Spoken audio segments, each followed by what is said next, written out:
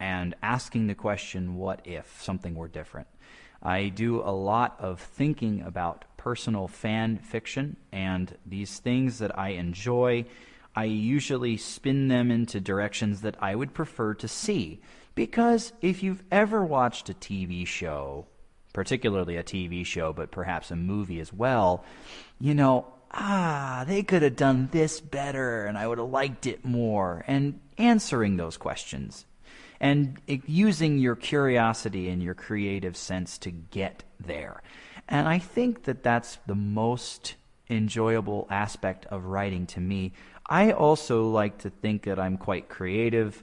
Of course, my first pursuit in life is not writing, but one of my favorite hobbies outside of that is.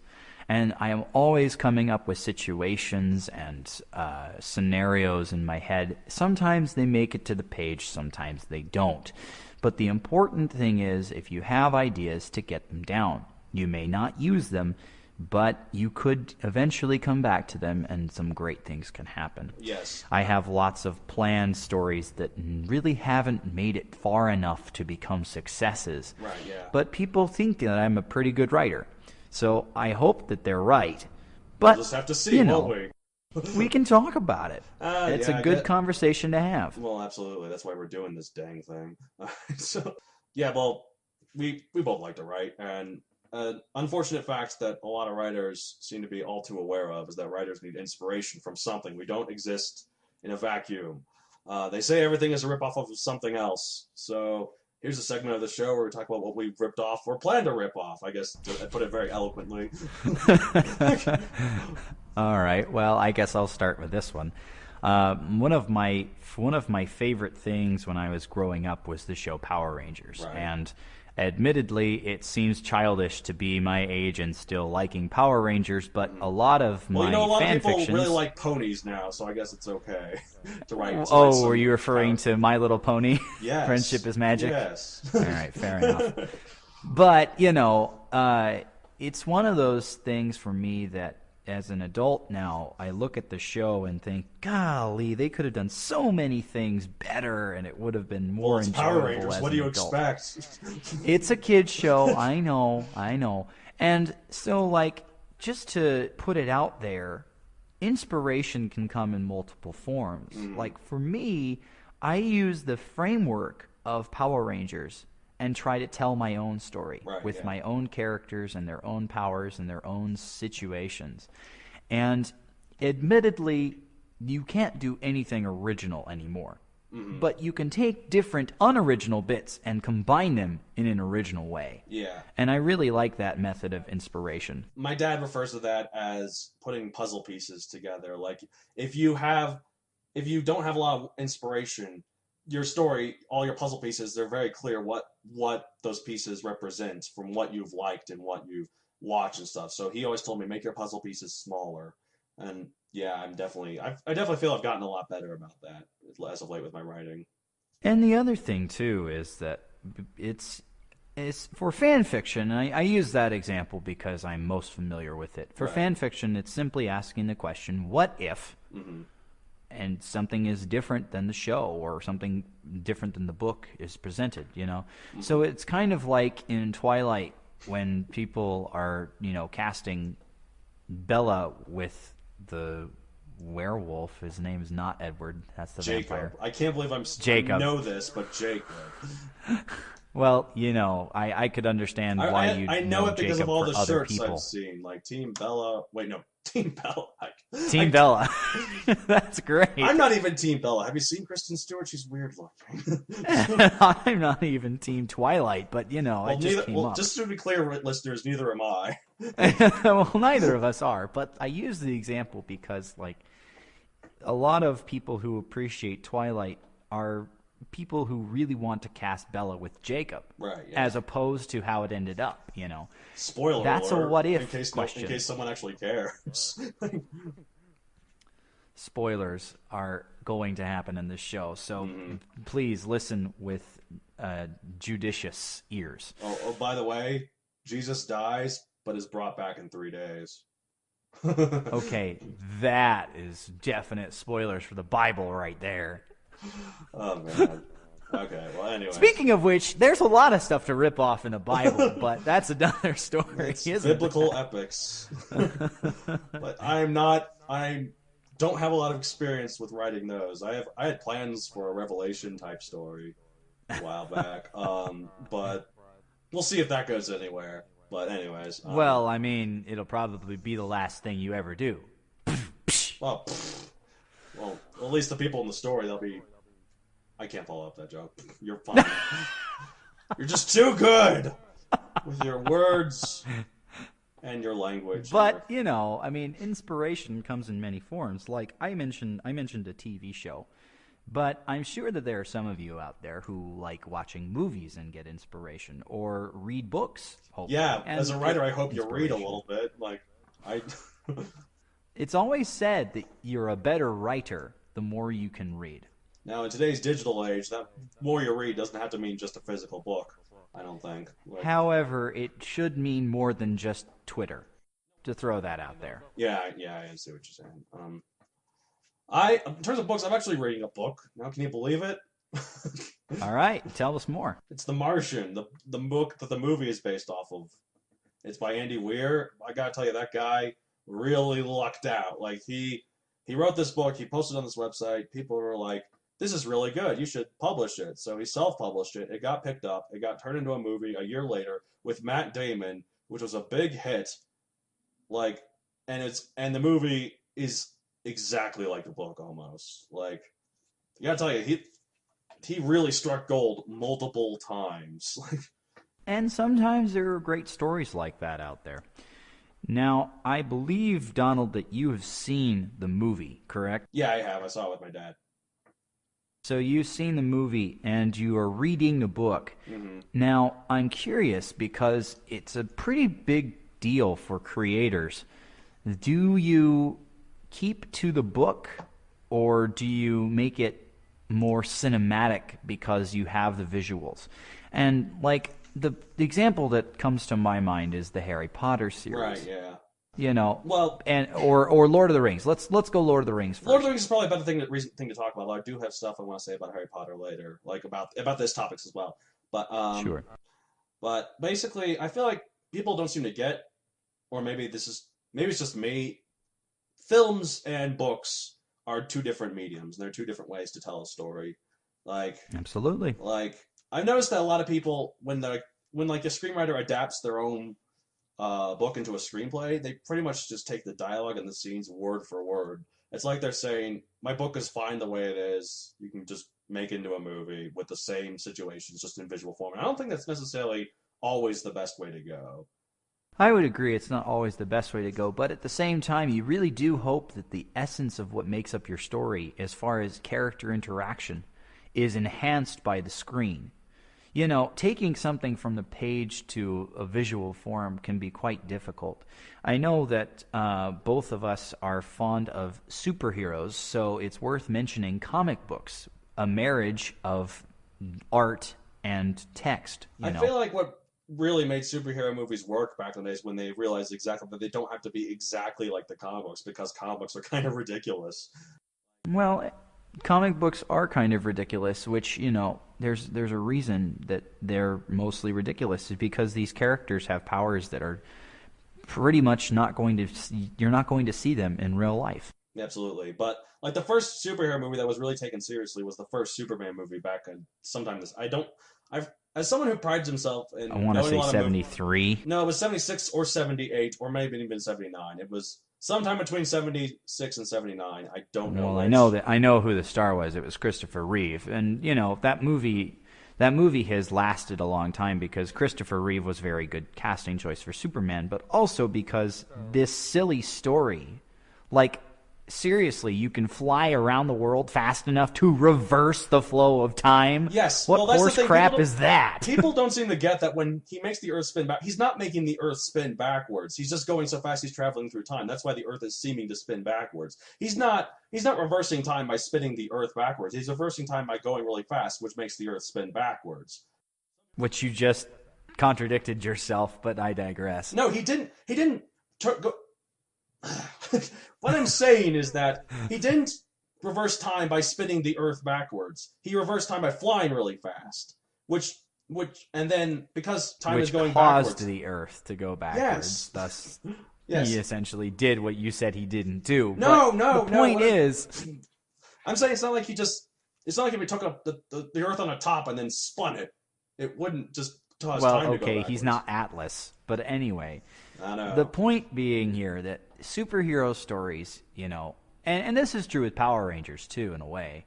It's a story about something that we can only really dream about. It's something that we can't really see, and it's an idealized form. So these people that are so powered, saving the world, and they're good characters and they're great people and all this wonderful stuff, the reality isn't quite that majestic. It isn't quite that nice. Mm-hmm. Well, that's a pretty good segue, I think, into our main topic, which is about stuff that isn't real to some extent, I guess. Well, I would say so. I mean, I guess it depends on there's various levels. We're talking about fantasy this weekend, guys. We figured it was a broad enough topic. We figured it was a broad enough topic to start off with because we probably have a lot to say. And considering that we've already mentioned two very prominent examples of fantasy adapted into cinema form, Are you talking about Lord of the Rings or Harry Potter, or is Twilight added correct too? I was referring more to Lord of the Rings and Harry Potter Is because Twilight I fantasy? actually care about those stories. I mean, it's more romance, but it has fantasy elements, so. Well, we'll get into that with Twilight later because neither of us are twihards. I think we're twi-softs. Does that work? I'm like a non-twi, if that's a word. I'm not against people liking it. I recognize it's not for me. Well, and you have to, your own tastes. And we'll get into that a little bit with fantasy, too, right, yeah. Of course, because there are a bunch of different kinds of fantasy. But the first thing I want to ask about fantasy is how you feel about writing fantasy. Probably better than you do. I think the most fantastic thing you've written is Dimitri Duck.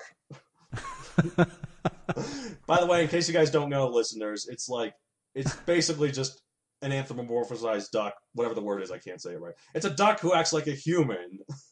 And he's in with a bunch of other animals who act like humans.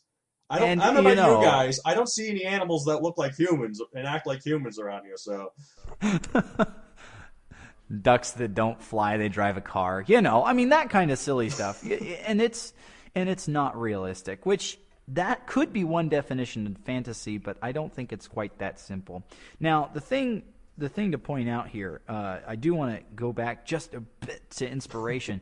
Inspiration from anywhere. Dimitri Duck was actually an extension of a story that my older brother originally wrote. Right. So that's the reason I did it. If you want to know more about it, you'll have to, email me somewhere to find out more. Email me somewhere. It's a fun You'll figure story. it out, listeners. It's a fun story. I really enjoyed it, but he's right. It is probably the most fantastical thing I've done because it didn't focus on humans.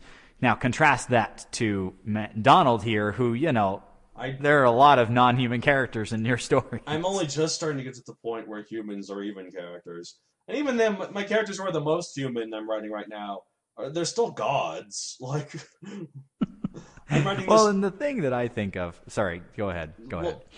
I'm writing this story called Newbies of Valhalla. It's like a script format, sort of episodic story. It's written as if it would be like a Saturday morning cartoon, which, may they rest in peace, apparently they don't exist anymore. And because Saturday morning is no longer a thing anymore. Kids, I guess, they don't want to get up on Saturday. It's gross. But anyways, I don't think anybody wants to get up early on Saturday. That's just they gross all were just around. doomed to fail. They were destined for failure. I don't know. I think kids still enjoy it, but I think the cartoons are way worse. Well, mind you, that has a lot to do with me being too old. That's nostalgia at work. Anyways, you were talking about Newbies of Valhalla. Point is, they're the most human characters I've ever had, and only that they look like humans. And I guess they're like human. I guess all my characters act like humans. I was about to say, Donald, that a lot of your characters are kind of like humans in other clothing, Yeah. And honestly, it makes a decent amount of sense because the relationships of humans are the ones you know. Right. Which actually... Go on. Your famous story, your biggest project, which has taken multiple forms and multiple inspirations, is a story about dinosaurs using technology. And, as much as you like dinosaurs, I know this. Yes. You relate to them because of how human they can be in your story. Well, I didn't want to have all the dialogue be rawr and raw and... No, I understand why. But, you've made dinosaurs very complex. Mm-hmm. You've made them more human, which is a pretty fantastical element in my mind. Oh, yeah, absolutely. But actually, what you were saying, though, about relatability brings up a point that I did want to talk about. Where do you think the line is with how... Because there's some really out there fantasies. Like, you got to have some form of relatability so our human earthling readers can read it and be entertained by it. But so where do you think I guess maybe not where the line is, but like how far do you think you can go? Well, that's a good question because, with the elements of a story, which, we'll hopefully in our future episodes of the Writ Wit, we'll talk more about those. But they come soon or come at all. But the deal is this, with fantasy, the setting is the key for a fantasy, and the concept behind the story is the key. The dialogue is similar because, it's got to be in some language that you at least explain so they understand. I mean, if it was completely in gobbledygook and all of the descriptions, all of the characters spoke in it, you wouldn't have hardly anyone reading it unless you explained what the gobbledygook meant. Now, that does not talk about other languages, which, successful stories, people get paid to turn your story into other languages, which, heck, that would be a pretty nice life. But those are real languages, though. Right, but they're real languages that real humans speak right. and understand and read. As much as Tolkien probably is rolling in his grave about it, no one really speaks Elvish other than Tolkien nerds. Well, I mean, it just depends on what kind of Elvish you speak. If you say something, oh, that was Elvish. I'm sorry, are you aware of any cultures out there whose main language is Elvish? I'm not. I'm just throwing out there a couple of extra things to consider. But here's the deal with how far the line goes. I think it has to do with, I think it has to do with the characters and the way that they relate to each other. Aside from the language thing, if they speak the same language, are they communicating in a way that's still human? Human enough that we can see ourselves in it somehow, even if we aren't. So like with your story, Megazoic, I can see myself in the interaction between Cortan and Bellar. Right, yeah. Thanks. Even though I am not job, either of those species, obviously. I'm human, not dinosaurid. Whether it's Sinraptor, Triceratops, Tyrannosaurus, Shantungosaurus, Apatosaurus, hey, you named a whatever. fake one. No, you didn't. Oh, I'm sorry. They were all real. I'm just messing with you. I don't know nearly as much about dinosaurs. We'll probably have an episode where we talk about that kind of stuff too. But I mean, the reality is this: as long as I can recognize why people interact the way they do, I think it's okay. Sounds if good. they're all aliens who happen to speak in a language that I do understand for that reason alone. It's all about then language, that's okay. though. Like, if they're doing things that are relatable, I mean, it's kind of like watching a show in a different language. Well, yeah. If you have that to see, if you can see what they're acting on and what they're doing, that's one thing. But in a book form, in just text form, it's hard to see those actions. Now, I guess the example we didn't mention, and I don't know if this is what you were referring to or not, is the chance that somebody writes the story in English, but the language is not for English readers. That's translation convention.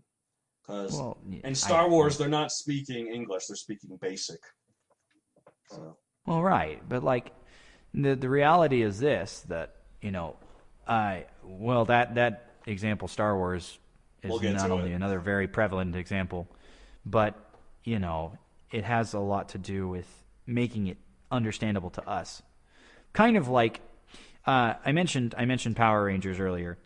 It's actually based on a Japanese show, right. and I've been watching some of the Japanese shows with English subtitles because I don't know enough Japanese to really watch it in Japanese. But here's the thing that always makes me laugh. You've got these conquerors and aliens coming from all over the galaxy and these strange planets. Why in the world do they all speak Japanese? I think it would be really cool if some of them did. At least in some, usually in some form, there's some sort of explanation, like, oh, we downloaded your language into our memory bank, so we learned it or whatever. For whatever reason. Well, most of them don't have that. It's really odd when they completely ignore the language barrier. Like, even freaking Pocahontas said, listen to your heart, you will understand. And she listened to her heart, and it's like, my name's Pocahontas, and John Smith understood her, and everyone was like, what? Including that raccoon. But so, I don't remember the finer details of Pocahontas. But the point is, they did some form of explanation to why they could speak each other's language. Well, sure. The example that really makes me wonder how it all works is in Thor. Why are they speaking English? They don't mention anything about any other. Like, they should be speaking at least Old Norse, but he comes to Earth and has no problems talking to people. In the second one, where other Jane than sounding like a British person. But he speaks perfectly eloquent English. It's proper English, but nonetheless, it's still language. But the point is, when Jane, in the second one, when Jane goes up there, she has no problems talking to anybody there. They're an alien culture who came down to the Scandinavians back in the day. Like, at least in that version of the story, yes. But they shouldn't be speaking English. Where you draw the line, and so where you draw the line is very important. I mean, I think we've kind of set our line, and maybe this is not true, so please correct me if I'm wrong. Mm-hmm. I think we've set our line. Either the text has to be the dialogue, or the acts have to be in a language we understand and can read. Makes sense. Even if they aren't white, Anglo-Saxon, European, American, whatever race have you, whatever skin tone, whatever language That's all one skin tone, by the way. I don't know if you meant to sound racist. It's all... Just because we have the same skin tone doesn't mean I have to assume that our listeners do. Come on. But anyway. Wait, you don't think all of our listeners are green? We don't have any red Martians? I have a third eye here somewhere. It might be in my pack here. It might be on top of my head. Wayside School. Anyway, that was an ear, by the way. That was an ear on top. Oh, I'm sorry. It was an ear, not an eye. My fault. Get your sensory organs correct. All right. I must be having synesthesia of the mind. I don't know. Okay. Well, anyways. Well, one thing I was going to bring up, though, it seems like a lot of fantasy stories, in order to have that kind of relatability, they have the main character be someone who's, like, exploring this world for the first time. Whether it be like Alice in Wonderland, where Alice is transported, or, Dorothy in The Wizard of Oz, and usually it's a dream then, and actually in the original book for Oz, it was not a dream. That was just added for the movie. And the thing you have to remember is that with an audience that's experiencing this for the first time, we need somebody to guide us through that journey. Well, yeah. And so there's always a character. It may not be the protagonist. Well, a lot of times it is, though, but yeah. Well, usually it is, because that way we're relating to the character and the world at the same time they are. Well, like, even in Lord of the Rings, when Frodo is in the freaking Middle Earth, he's in the Shire, which is very secluded from the rest of it, so he's exploring the rest of it like we are, too, even though he lives in it. Absolutely. Or like Luke Skywalker, he never left Tatooine, even though he really wanted to. So he's exploring the galaxy with the rest of us as well, and he's learning about the Jedi for the first time ever, and...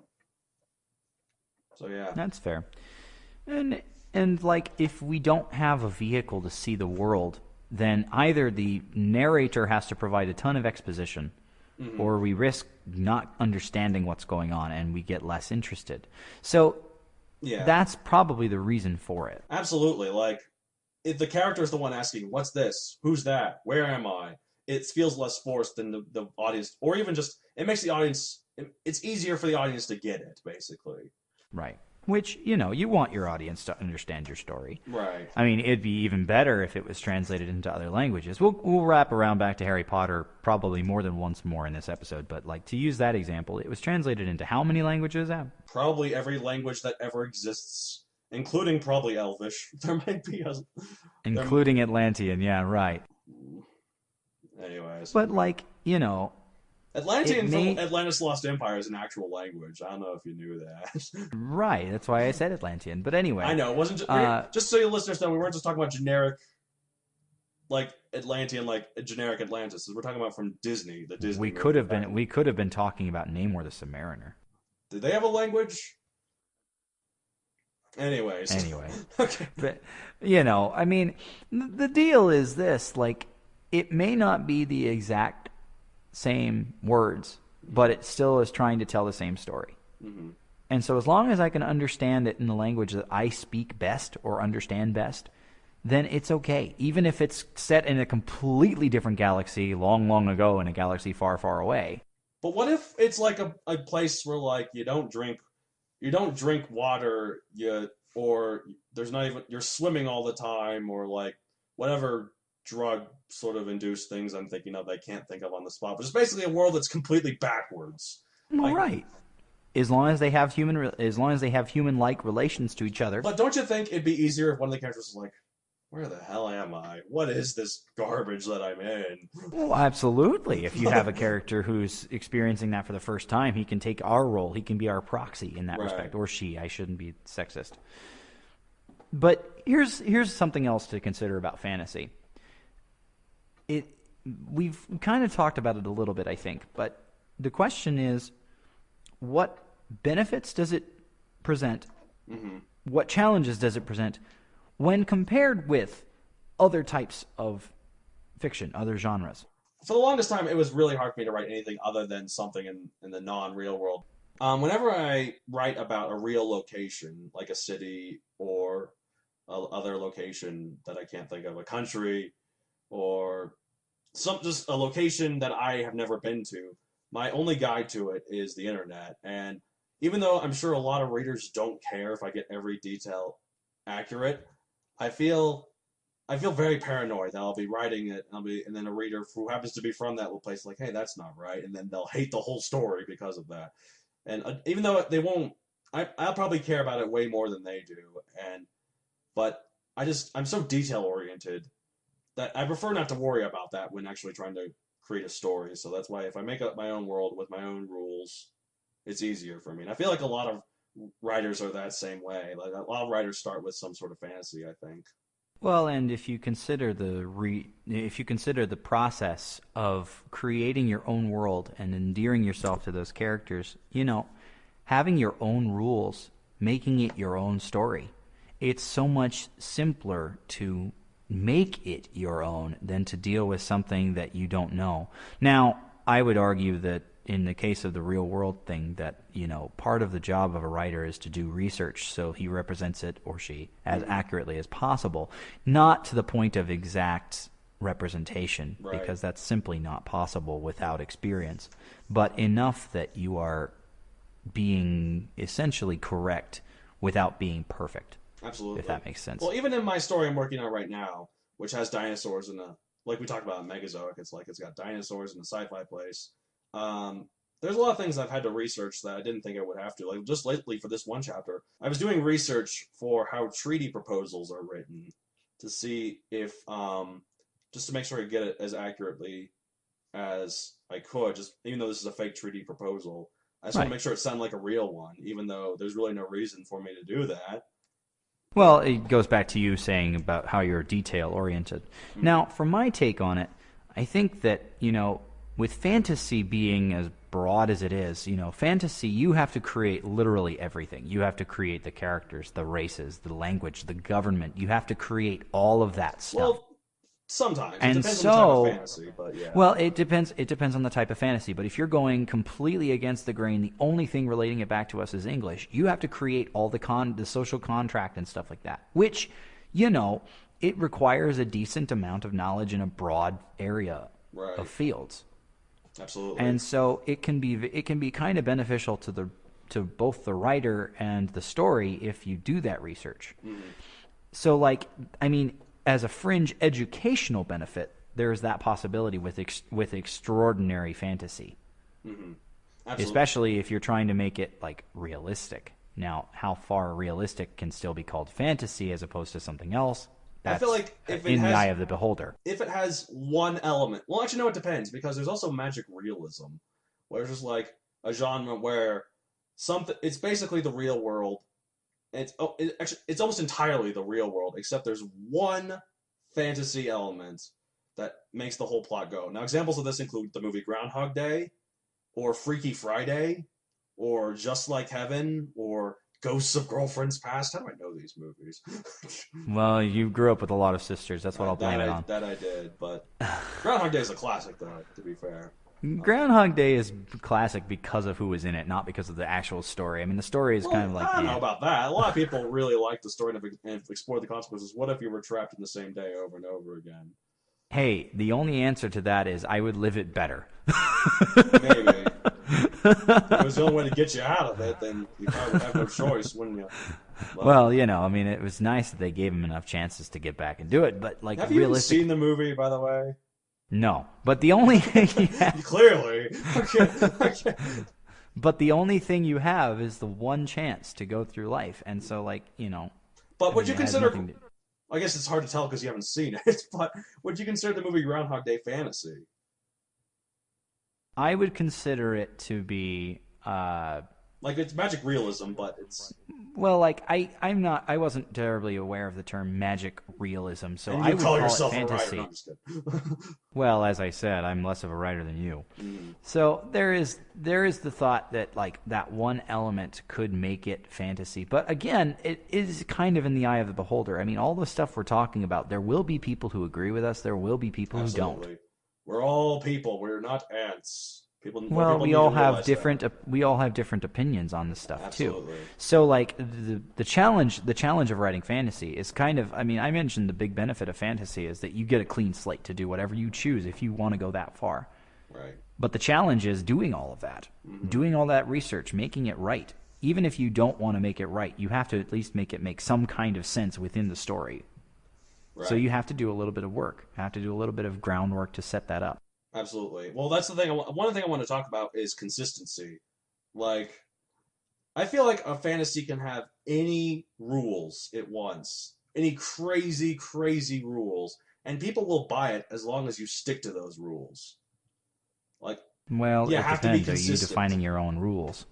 Yes, even if it's rules you made up, as long as you're consistent with it and say this is the rule and you don't break it, people will buy it. Comic book death? Well, they've broken it 3 times. Well, actually, no, they've broken it once right now. Because wait, hold on. They've broken that a heck of a lot more. No, what I mean is like the comic book logic was that, I mean, first it was they can't come back, but like the real world. However, then it was like, okay, there are only 3 characters who will never come back. And yet they've come back too. Only one of them has still dead, and that is Ben Parker. Well, and the reality is this, like, even in alternate universes, he has. Comics are ridiculous. Well, I mean, that's exactly the point, though. Yeah. I mean, superhero comics, in a way, are high fantasy because they're these extraordinary powers. They're these extraordinary people living extraordinary lives. I mean, yes, the rest of the people are completely ordinary and faceless. Well, that's why I feel like that Marvel has had a lot more success as of late than DC because their heroes are more people. I mean, who can't relate to getting a little angry and having to blow off some steam every so often, or well, if you take that to be what the Hulk stands for, then yes. But like, I mean, you're right. The issue of relating to those characters, when we don't have powers, when we don't live in Metropolis, when we don't fly around with bright capes and stuff, that's the only way that we have to relate to them. That and I have to throw this out before we start ragging on DC too hard because obviously I really like DC for a long time. I'm actually one of the few people who really likes Man of Steel genuinely. I feel like it's I legitimately like Man of Steel as well. But here's my thing before we rag on everyone else. All of these characters that go in comic books, whether they die, whether they come back, not. Every character is somebody's favorite. Absolutely. Because there are too many people for that not to be true. And it may not make sense to you, you may not agree with it, but as long as you allow them to have their favorite character and they have a good reason why, then you shouldn't censor them for it. Absolutely. So, like, if you like DC, great. If you like Marvel, great. Now, from Marvel our perspective, Squirrel Girl, yeah. Squirrel Killer? Squirrel Killer. That'd be a villain, if anything. I don't know. She'd be in a very specific villain. But anyway, I mean, she'd have to fight Squirrel Girl. Let's see No, Scorpio's right, arch exactly. nemesis. Exactly. Obviously, arch nemesis. But anyway, if you like Marvel, go right ahead. In our experience, it is the quality of Marvel heroes that they are more humanized than those of DC. Right. For example, the always present argument about Superman versus Batman. Mm-hmm. Superman is an alien. Right. First off, we got to clear that out of the water. He has these amazing powers that none of us will ever physically have without some major weird means that probably don't even exist in reality. Right. And he has these morals of Boy Scout.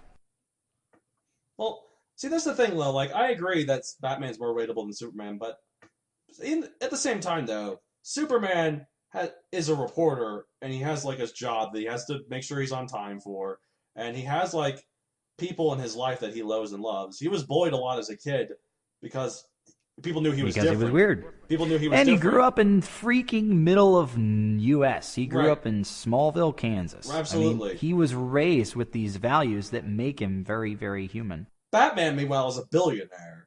I don't know a lot of people who are billionaires. I'm assuming it's still not less than 100 people in the world. What was the meme about Iron Man? Take away the mask and what are you? A genius, billionaire, playboy, philanthropist? And they asked the same question to Bruce Wayne.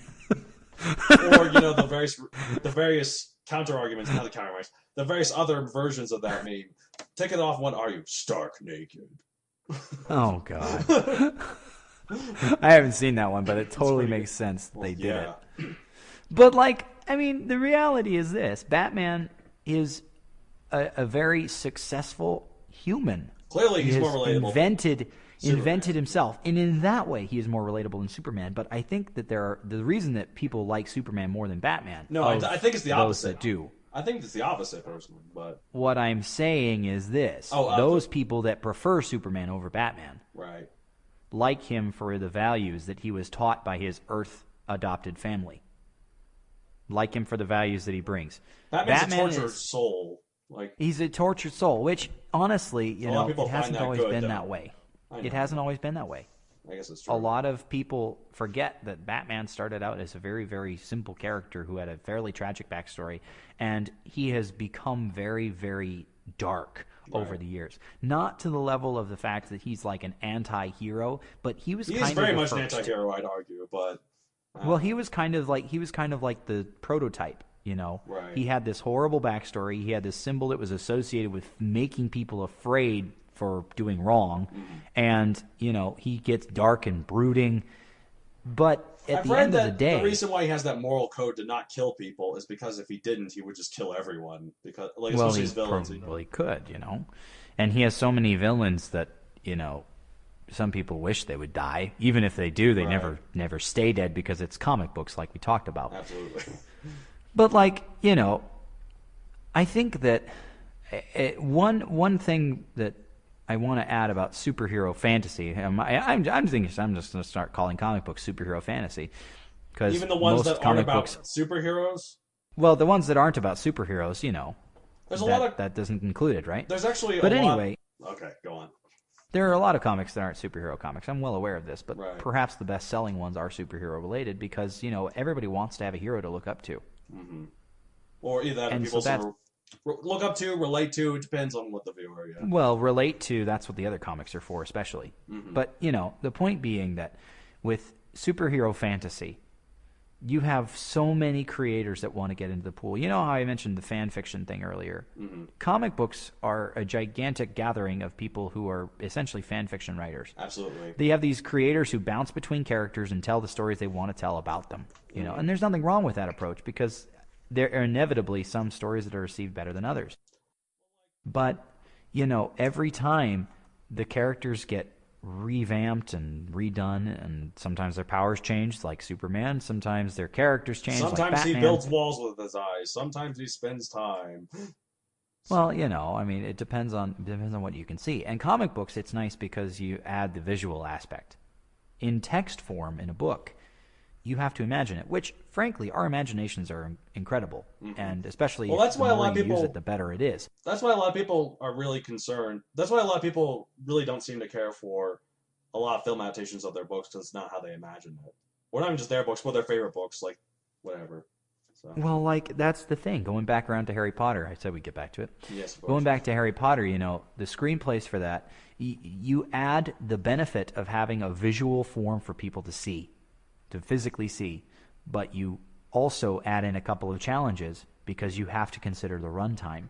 You have to make it tell the best story in the time allotted to you and make that as convenient as possible. Lord of the Rings is another example. It got very long. Right. Well, Some people don't like that. Well, like the first few Harry Potter movies, like the first two specifically, a lot of people forget this. They're almost exactly like scene for scene, word for word, like the books. The problem they were fairly similar because those books were the shortest, and so it was easy to do. Right. But even though they were the shortest, the second Harry Potter movie was the longest. It was like 2 hours and 40-something minutes. They couldn't have kept doing that for the whole series, and they realized that. That's why That's why they split Deathly Hallows into two movies. The only justified time that they did that, Hollywood. So. Well, I don't know. I mean, it depends on how you feel about Breaking Dawn or New Moon or whatever the heck. Twice. It's not justified. The third. Those books. I'm not saying it was justified. I'm just saying that was their decision, and they Mockingjay really got criticized. The last Hunger Games, Mockingjay really got criticized for that. Like. Speaking of another good series of books that is very popular right now, I have not read. That's not sci-fi. I mean, that is sci-fi. That's not fantasy. It is sci-fi, is what I mean. Okay, so how do you define the difference between sci-fi and fantasy? Sci-fi is about the implausible. Fantasy is about the impossible. That's the way I say it. I know that's a pretty dang good explanation, but here's my take. Science fiction has a lot to do with trying to explain things. Fantasy just lets them go. You think Star Trek is about explaining anything? It's kind of the ubiquitous excuse. It's fantasy. Right. I don't have to explain it. But sometimes you do, as I found out. That was my excuse. Sometimes you want to, but if you don't find a reason to explain it, people will write it off as, "Oh, it's fantasy. It's okay." Which brings up a point. You don't get that free pass. So, like in Star Wars, the Force wasn't explained for the longest time until in the Phantom Menace they mentioned it's like midi-chlorians, and a lot of people were really, really upset about this. So, like, it ruins the mystique. They're these little microscopic organisms that that Jedi can channel. People hated that. But microscopic organisms, it's a hard thing to believe anyway. But like I've always viewed Star Wars as a fantasy anyway. That's what I was going to bring up. You do view Star Wars as fantasy and not sci-fi. Because I definitely view it as fantasy. How could you call it sci-fi? Because it has robots, it has spaceships, it has lasers. The technology is not the essential piece of that story. The whole thing is about holding the universe. You are correct. The main piece of Star Wars is this fabric holding the universe together. You want to tell me that's technological? You are correct, but I'm just explaining it for a lot of people who are convinced that it's sci-fi because it has robots and spaceships. And just because it has technological things doesn't make it sci-fi. Look at Star Trek. Star Trek is definitely more sci-fi. It's very soft. Of the two, yes. But okay, so then you start getting into the decorators, the qualifiers, soft sci-fi versus hard sci-fi. But we're talking about fantasy. Yeah. Okay. To get back to fantasy. Right. But I think Star Wars is fantasy because you're right. There's nothing scientific about it. Like it's at its essence, it's about wizards and knights fighting an evil empire who are ruled by an evil overlord controlling a bunch of minions. That is like typical fantasy. There, it just happens to be coated with all sorts of sci-fi sort of tropes.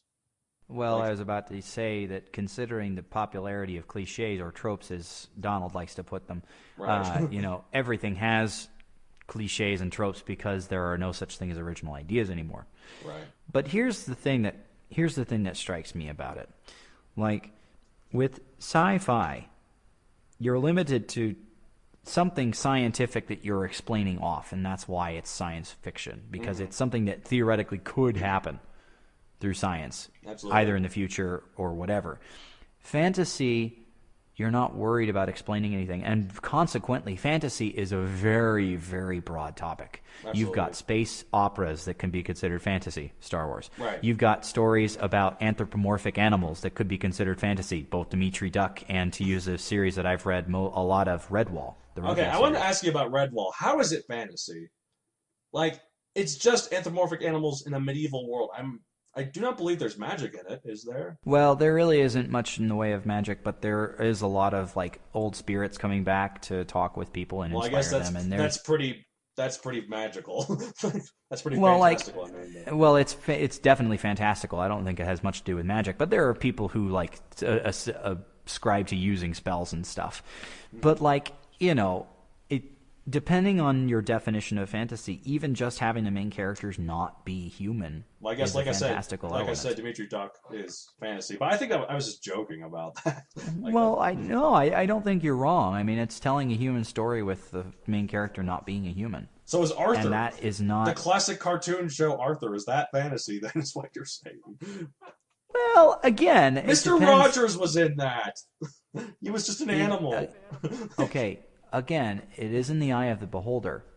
And we may not agree completely on what it is. And I'd hate to get this and devolve it into a list of, oh, well, is this fantasy? Yes. No. I actually kind of wanted to do That's that, not the, but whatever. that's not the point. Because, like, that would take forever because a lot of it would take a long time for us to come up with all the stories that we really want to answer that question for.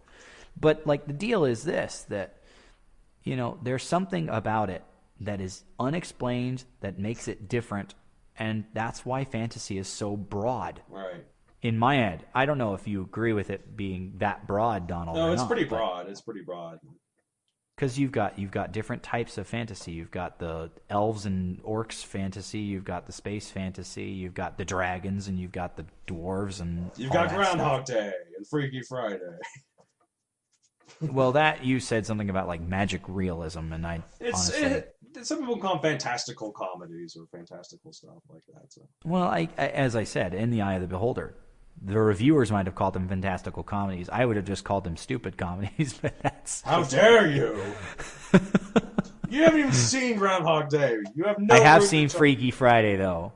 Freaky Friday is pretty dumb, but it's pretty fun. I mean, well, and that's not to say that Groundhog Day is bad. I'm just saying It's that not it's a dumb bad. comedy. Well, everyone's entitled to your opinion, but you're in the minority, and you also haven't seen it yet. So, Well, as I always say, I like to see things rent on a my own copy of the before I make VHS. I'm sure you have a The VHS player somewhere. VHS?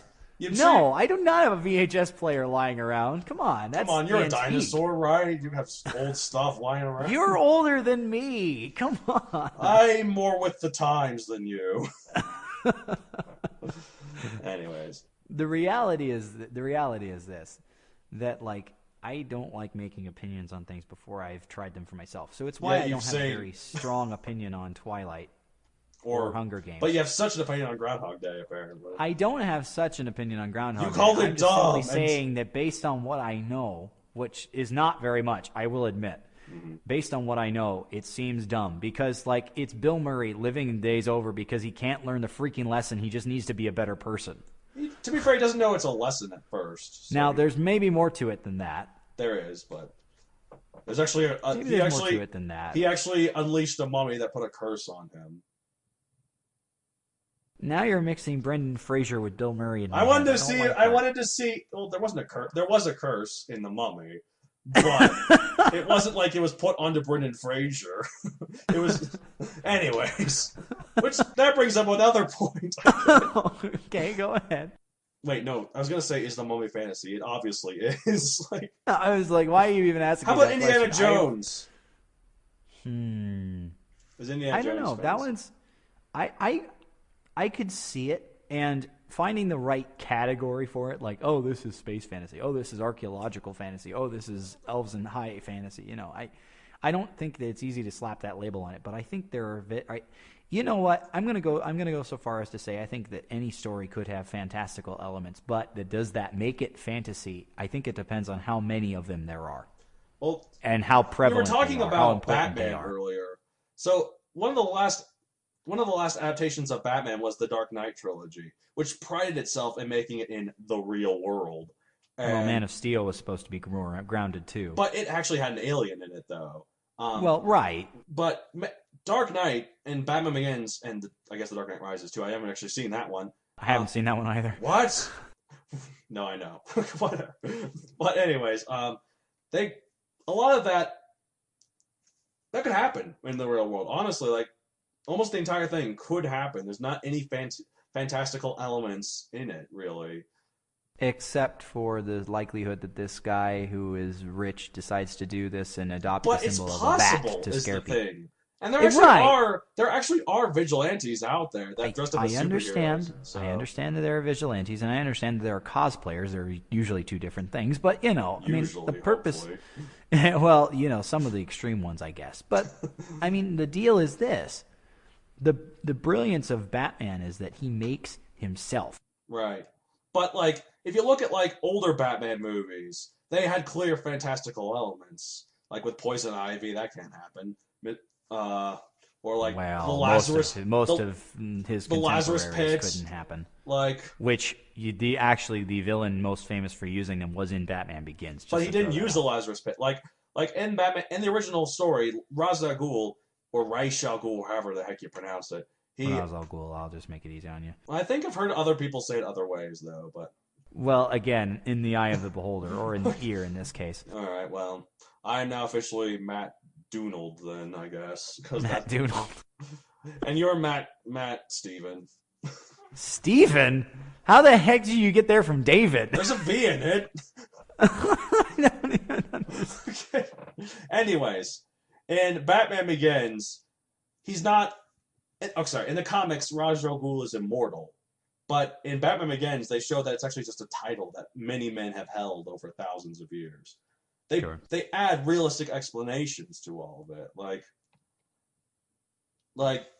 so my question is, that's not fantasy then, right?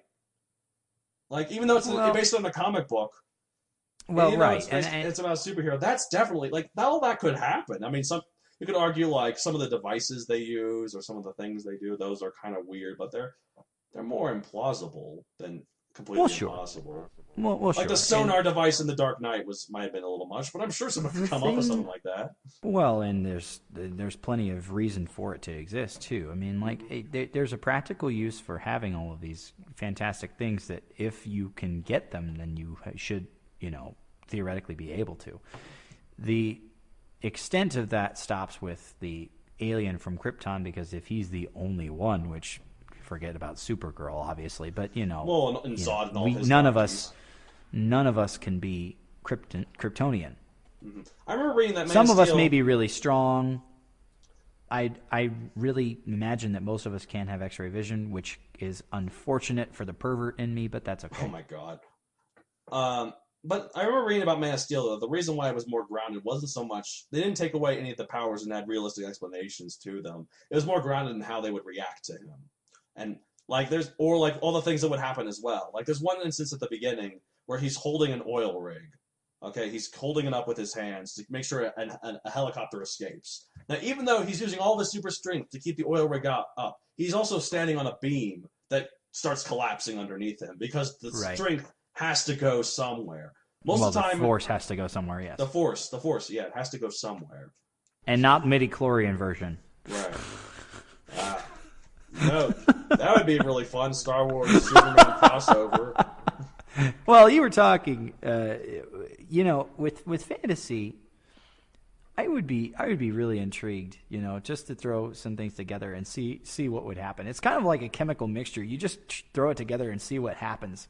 Well, it'd be really fascinating. Yeah, an alchemist, throw whatever you got in there, put it in a blender, and see what pops out. Yeah, if you get a philosopher's stone for it, then you're golden. But or sorcerer's stone if it's the American version.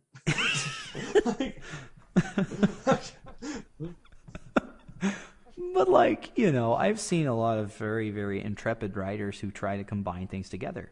I keep going back to this again. It's what I know. There was a very interesting fanfic. I won't say it was great writing, but it was a very interesting fanfic that essentially tied Power Rangers, the continuity, into the DC universe, and the entry point was simply a shared last name. Really? In one of the series of Power Rangers, the Red Ranger is named Carter Grayson, and if you know anything about the history of Batman, right? One of his Robins is Dick Grayson, yeah. And actually, Dick Grayson in one continuity became Batman. So there was a lot of people become Batman. Thomas Wayne has become Batman before. Yes, Thomas Wayne in a different universe. Jim Gordon has also become Batman too, right? Yes. I'm sure the Joker has maybe become Batman and Bruce Wayne became the Joker. No, not really. I don't think that's happened yet. Who knows? You might inspire the next person who works on it. Oh, but no. like, I mean, what are they doing? Listen to this pice of crap podcast. They're really desperate for ideas. Right now, we are better writers than them. That does not mean it will stay that way. I guess it's true. There's probably a lot of people who will listen to our words and become much better than we will ever hope to be. But well, and I hope that we do manage to inspire some people because it's one of those things that inspiration doesn't necessarily just take place in the form of concepts, but getting support, getting assistance, getting feedback, those are important pieces of the puzzle. Absolutely. Well, you said about combining stuff. This is the last thing I think I want to talk about because we're over an hour right now. I mean, unless... Well, you do have editing to do, so... Around an hour. Or around an hour. Basically, probably go for we'll start to wrap it up, so but I'm going to save the worst for last. Oh, God. Science fantasy! Science fantasy? It's a tricky thing to figure out because you could say it's fantasy with science fiction elements, but then Star Wars is science fantasy. It's not. Like, science fantasy is a mix of both genres, not... It's a hard thing to place. I think the best example of science fantasy, and definitely the most mainstream one I can think of, is the Marvel Cinematic Universe. Especially... Honestly, I was kind of going to say Star Trek. No, that's more really soft. I don't know anymore. When you analyze all this... Well, again, it's in the eye of the beholder, but like science fantasy is a pain to figure out because like at what point is it science fiction? What point is it fantasy? Right. And in my take on it is this. If it isn't fantasy, it is fiction. Right. Because like it's kind of like how the squares and rectangles relationship, like all fantasy is fiction, but not all fiction is fantasy. Absolutely. Well, because while some may be more realistic than others, that doesn't mean that it is possible. Well, I think it should have elements of both. Science fantasy should. Like, I bring up the Marvel Cinematic Universe because on the sci-fi side, you have Iron Man, who has been told in great detail how his stuff works, like how the logistics of all of his technology and stuff, the power of it all the missiles, and invented himself. By the way. And he invented it himself, and like with actual parts. Like, well, like I'm referring to, he's the self-made hero like Batman. Well, yeah, absolutely, the equivalent in that case. And he's even more of a self-made hero than Batman because Batman just basically got his riches by inheriting them, while Tony Stark, I'm assuming, earned it all himself. Well, his dad was a very, very rich man as well. But Howard Stark, or you're talking about Thomas Wayne. I'm talking about Tony Stark's father, Stark, because right. Stark Company was already going. Yeah, you're right. Tony just made it. You're right. Never mind. I forgot about that. I call myself a nerd. Well, the thing is this. Like, sorry, this is not referring to your point about science and fantasy, but like, when you're a self-made man, everybody is given a certain amount of resources. The difference is how you use it. Absolutely. But the point is, yeah. So, anyways, so we got Iron Man. Even Thor's a little bit on both sides, because they sort of say, oh, it's not the Rainbow Bridge, it's an Einstein-Rosen bridge, which is basically a wormhole or anything like that. It's just really, really advanced technology that seems like magic to you guys. But on the other hand, we got Doctor Strange. I really love that explanation. I do as well. But on the other hand, we got Doctor Strange coming out this year. And Kevin Feige, the producer of the whole Marvel Cinematic Universe, is like, we're not working around this. This isn't alien tech. This isn't really advanced tech. This is magic. Well, and I like that the Marvel Cinematic Universe is unafraid to tell different kinds of stories. I just like the Marvel comic books. Remember when we talked about, like the Marvel comic books in general, we'll go that far. But like the thing that strikes me is, with fantasy, you talk about a broad brush. Right. And remember how I said that with characters, every character is somebody's favorite? Mm-hmm. It's the same way with genres. Sometimes they're more niche interests, but it's somebody's favorite. Absolutely. So why not try and tell the best story you can? Yeah, you're probably right. Some genres, someone's favorite. Even I was thinking of... Even the Twilight, I was thinking more like torture porn, like Saw. Yeah, that's clearly someone's favorite. That's definitely someone's favorite. Or the shock. Well, like I was going to mention anime and Sailor Moon. Definitely. There's a term for it in Japanese. It's called Bishoujo, which translates to magical girl. Yeah, that's definitely a favorite genre for anime, if you think. So. Well, that's definitely a favorite genre for many people. Perhaps. I'm just saying that any genre has the chance to be somebody's favorite. So if you like a certain aspect of fantasy, listeners, write the best story you can, because somebody out there will like it, and it won't be everyone. No, and you that can has never to be please okay. anybody. But at the same time, you should go. You can please anybody, but you can't please everybody. Absolutely. You should just please whoever you want to please and try to shoot for that. Like, just make sure that somebody isn't everybody. Well, it was kind of an interesting tip. I read an article recently. I do read a lot of internet articles about stuff for inspirational help and about sports, because I like sports. But this article was about a certain number of tips. I think it was 45 tips that every man should know. I will preface this by saying that, ladies, this does apply to you too. Don't change something about yourself to please someone else. Because you'll eventually find a girl, or if you're a lady, a guy. Sorry, I said it wrong. Don't change yourself to please somebody unless that somebody is you. Right, absolutely. That's definitely true. And turning it around to writing. If you write, if you're an author, if you want to be an author, if you just write for fun, you do it because you want to enjoy it. Absolutely. And, if you want to be a published writer, obviously you got to think about what audiences want to go for. But even me, I plan to be published at some point in my miserable future. But who knows? If I'm half as good as people say I am, then maybe I could publish a book and call it good, just to say I'm an author. It's definitely possible. But anyways, my point is, though, like, even I will probably want to write stuff that no one else, I don't think, will care about. And also, so what? It's called creative.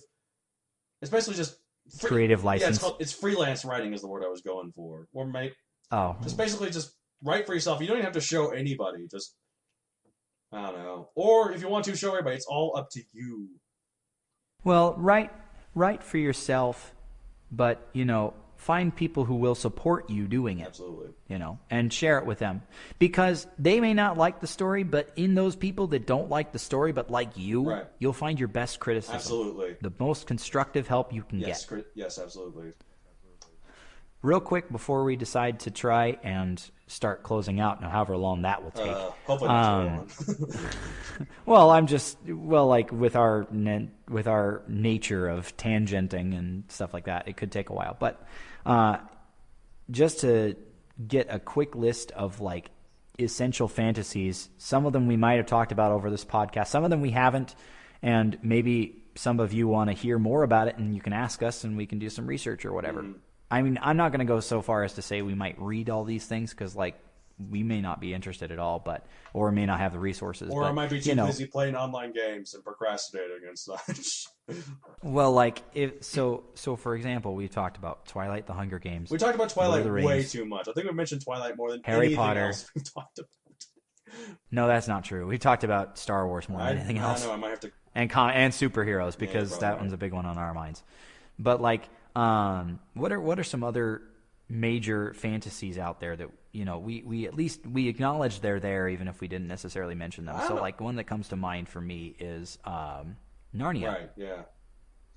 A lot of people probably would be a little bit turned off by Narnia because they might not agree with the religious sort of thing. Well, there are some religious undertones, but just reading it as a story by itself, I really enjoyed it. I didn't really think about the religious aspect. Tolkien was religious too, but it's not nearly as obvious. Well, Tolkien's wasn't, because it wasn't based on his religion. You can draw definite parallels in the journey of Narnia and make a connection with a character from Narnia. Spoiler alert, Aslan dies and then comes back. I don't know if it's 3 days later, but it's... Well, it's not 3 days later. It might be the next morning, or maybe in a few hours. But yes, I mean, yes, a lot of the people who have critiqued Narnia have said it's very obvious that Aslan is a god figure, which frankly he is. He's the powerful guy, I get it. But just to make the point that Narnia is a very, very famous, popular in some circles, fantasy. Mm-hmm.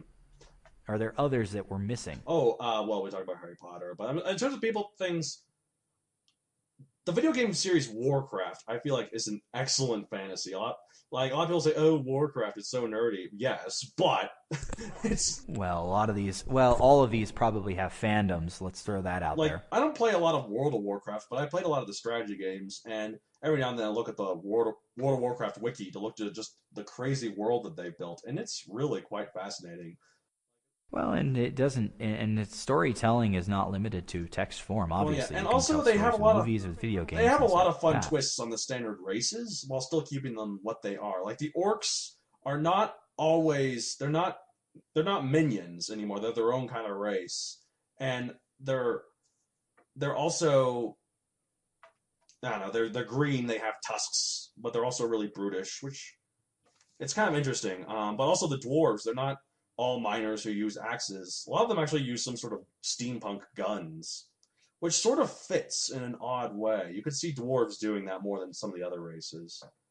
Like it's like yeah, it's a very fascinating sort of thing. The undead are usually the main villains, the scourge, but um, and the Burning Legion is the overarching sort of thing. It's sort of a typical like consume everything and destroy everything kind of villain.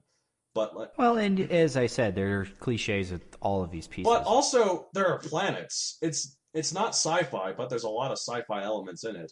Like the orcs are from another planet, Draenor, while all the humans, some of the other people are on Azeroth, and they got there via portal because they don't have space travel. That's Well, StarCraft. until you get to StarCraft. That's StarCraft. StarCraft is not fantasy. It is not fantasy. It is very, very, very, very, very, very soft sci-fi, though. So, Well, I was going to say, like, I would go so far as to possibly consider science fantasy a genre for that. Like, again, it's in the eye of the beholder, right. and I don't think we'll agree on that because you stated your case. Absolutely. But, like, you know, I feel like science fantasies. I'm trying to think of some major, like, we've mentioned Star Trek and Star Wars. We mentioned Lord of the Rings, Harry Potter, Narnia now. We talked a little bit about Redwall. Some of you listeners may be a really big fan of Redwall. I really did enjoy that series, but it's been a long time since I've read it. We talked about Twilight. Talked about the Hunger Games, although that's hardly fantasy. Hunger Games is not fantasy. Yeah, I'm not really worried. I don't think there's an ounce of so I magic can't make in an that opinion. series. I haven't read it either, but everything I've seen about it, I am very surprised. Have you watched the movies? Actually, I have not. So why do you have such a strong opinion about it? Because I've seen. You know, you're right. There could be a whole race of magic wielding wizard elves that I've missed from all the trailers. That it's only in the movie. Well, and the reality is too. I mean, it's so easy for us to take the opinion of other people and adopt it as our own. But the thing that I always argue for is to do that for yourself. Give something a fair shake before you make an opinion. Right. I mean, when you have a series that runs long enough, you get a bunch of different stories told. Kind of like comic books, there's so many different ways to tell that story, and they've all been done, but maybe not by each specific character. I mean, there's a dark time in Superman's past. There's plenty of dark times in Batman's past, but there's also a light time in Batman's past, to use the kind of comparative situation. Show mainly. There have been dark moments and light moments in Spider-Man, to use a very popular example from Marvel. Right. You know, and so like with these stories, you owe it to yourself to read through them and determine for yourself whether they're fantasy, whether they're not fantasy, if you like them or not, and to inform yourself about these things. Right. And if you want to ask us to do that, I make no guarantees, but we can do our best. So basically, in a nutshell, nothing is better than anything else, and it's all up to you as an opinion, which is exactly the reason why we are better writers than you. I think that's a good way to end it. I think that's all we can say here. Just end it with like some sort of zinger like that. Well, I don't know about a zinger, but like before we do close out, though, I want to give a chance to make sure final thoughts. These can be about fantasy. This can be about anything that is appropriate for all ages. And we'll see what we get. Maybe it'll give us an episode. Maybe. Who knows? We'll never know, or we'll probably find out. If we ever get to a second episode. Here's to hoping. Fingers crossed. Pray to whatever God you believe in. Cross your fingers. Cross your eyes. Hope. Whether that God be God himself, the devil, Oprah, money. Oprah. there probably exists a religion about her. All right. Anyways, all right. Well, Final thoughts. Do you have anything to add? Final thoughts. We can close with the name stuff afterwards. No, I think we covered it. Okay, so my final thought for the day, to take it away from fantasy for a little while, I really do enjoy the prominence of superhero movies in this day and age. Absolutely. I think that it's been a wonderful time to be a superhero fan. Interestingly enough, Power Rangers, I mentioned earlier, they celebrated 20 years of existence, which makes me feel both old and kind of You were cool there for the because I very grew first up with it. episode. I was there for the very first episode, although I probably wasn't watching. And I really do enjoy that series. They celebrated 20 years. The series that it's based on is celebrating 40 years this year, which means there are 2 generations of kids that grew up with Super Sentai in Japan. Right. And so, like, between those shows that have long success and they have the formula they keep going back to, and all these superhero movies on tap, and the ones that have come out recently thanks to Marvel Cinematic Universe, it is a fantastic time to be a superhero fan. And I did mention that a lot of them are fantasy, but because there are so many heroes, there's got to be one that you could connect with and you can appreciate, because every character is somebody's favorite. So I would encourage you to go find your own. Finally, for myself, if you're struggling to get an idea down, do lots of reading. Absolutely. It sounds counterintuitive. Write a couple Sounds words down. Get your ideas. It's cliche because it's true. Get your ideas down. Let them stew a little bit more. Do some reading. See what works well. See what makes you enjoy the books and stuff, and see the movies and whatnot, because you can try and use those elements for your story. Absolutely. And whatever you do not use blah as your first word, because you will basically have a blank canvas. Okay, you don't have to keep it. You don't have to keep it in there. There's a contest that I usually partake in November called National Novel We should save that for another episode, because I feel like we would have a whole episode we'll about talk that. we'll talk about that as part of another episode. I don't think we have enough to fill the entire thing, but like the deal is this: they talk about plot ninjas, literally drop a ninja into your plot and see what happens, because they're all about getting more words down. So if it's a way to start, even if you don't keep it, that's fine. Yeah. But get something down so you're not looking at a blank screen, and then from there, see where it takes you. Writing is a journey. It's a fun journey. So enjoy it and use as many inspirations as you can. Find as many people who will support you as you can. And final thoughts from you, Donald. My voice is really tired. Other than that, I feel like the best way for me to get inspiration for a scene, as well as read, because that's very, very true. Think about the next scene you're going to write, and think about a way that make it interesting for you to write.